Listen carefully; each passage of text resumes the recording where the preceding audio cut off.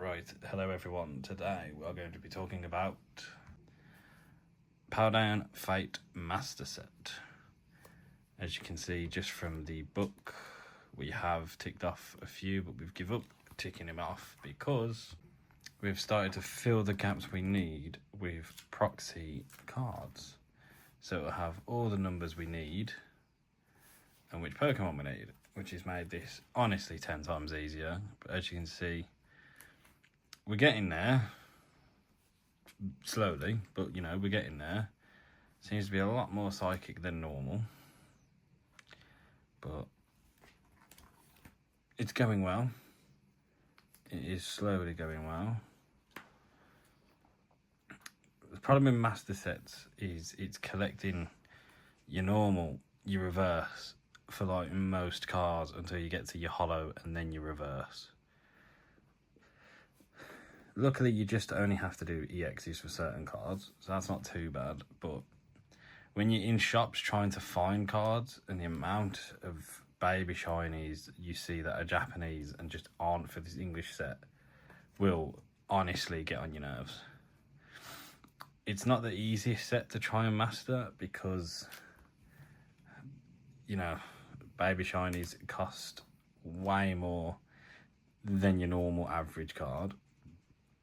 Especially for this set being, I think it was only 2024, so it's not even a full year old, I don't think.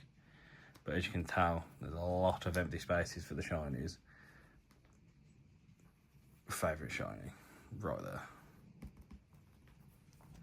But you know, we've managed to find some random ones just pop up in places. We have actually the Tauros and I think the Pineco we packed ourselves,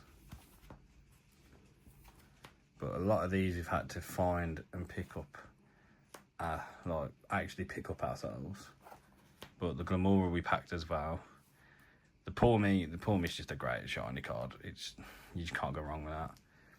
These tend to be the easier ones we find. Again, pack the Clive, pack the Paldean Student, but these three again, like brought or traded with people we know. The Graveyard promo. The Mimikyu comes with the Paldean ETB, which obviously you get the player's guide with. And then you've got the 3 starters from Paldean, all in shiny promos, which again are hard to find singular. Found this one today, luckily, but the others normally come as the 3 in the box.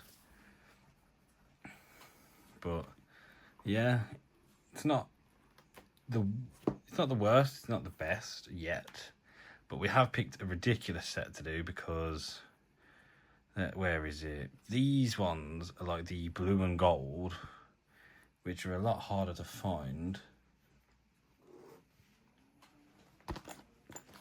I do believe I haven't added cards in here yet.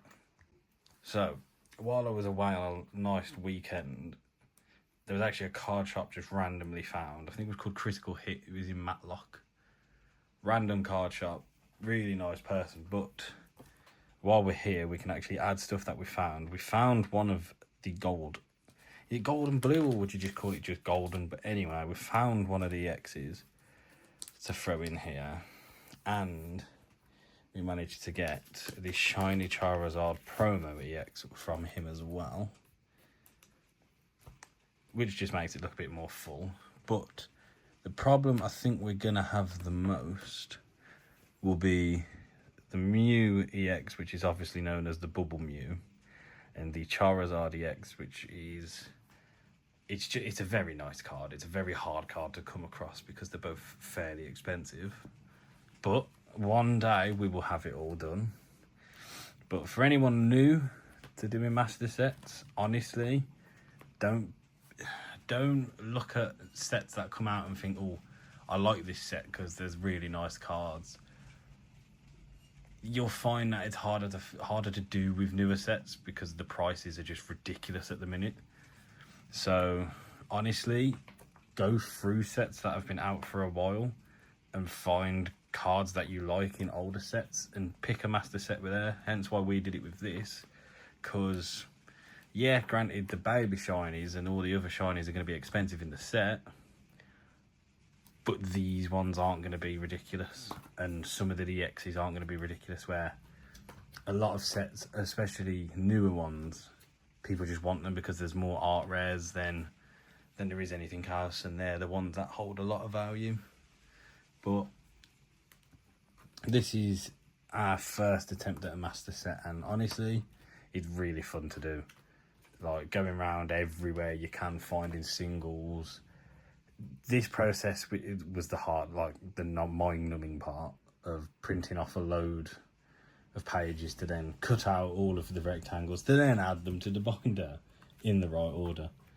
So yeah, again, I would recommend doing it. Always start with an ETB, because then you can just do it this way of crossing it off yourself. I've been Evolve and Exile, and thank you for watching.